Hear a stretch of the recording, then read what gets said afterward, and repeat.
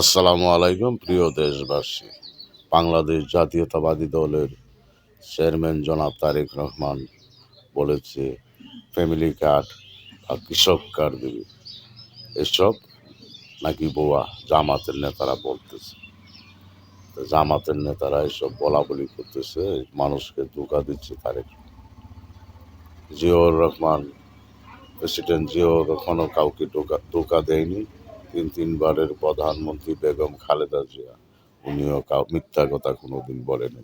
কাউকে ধোঁকা দিয়ে রাজনীতি করার কৌশল বাংলাদেশ জাতীয়তাবাদী দলের নেই। জামাতের থাকতে পারে, অনেক আওয়ামী লীগের সাথে যায়, কখনো বিএনপির সাথে, কখনো অন্যদের সাথে। তারা জোটে নির্বাচন করেছে, বিএনপি জামাতের সাথে জোটে করেনি। বিএনপির সাথে জামাত, যখন জামাতের প্রতীক বাতিল হয়ে গিয়েছিল, তখন বিএনপি ধানের শীষ প্রতীক দিয়ে ওদেরকে রাজনীতিতে লেগেছিল। সেটাই বিএনপির ভুল করেছিল। আর ৭১-এ ভুল করেছিল এই যে শেখ মুজিবুর রহমান সাধারণ ক্ষমা করে রাজাকারদের, ওদেরকে ওদেরকে বিষ সহ ধ্বংস করা উচিত ছিল তখনই ৭১-এ। তাহলে এখন আর এই দেশের এই হাল হতো না। শেখ মুজিব অকালে মরতে হতো না, জিয়াউর রহমানও অকালে প্রাণ হারাতে হতো না। আর এই দেশে যত খুন খারাপি, দর্শন, বলাৎকার ওদের দ্বারাই হয়।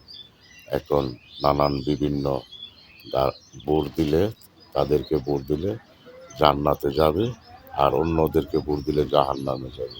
হানে দজ্জালের আলামত, ওরা হানে দজ্জালের অনুসারী। হানে দজ্জাল যেমন বলবে যে আমাকে মারলে জান্নাতে যেতে পারবা, আর এইটা মারলে জাহান্নামে যাবে। ওই আমল এসেছে মনে হয়।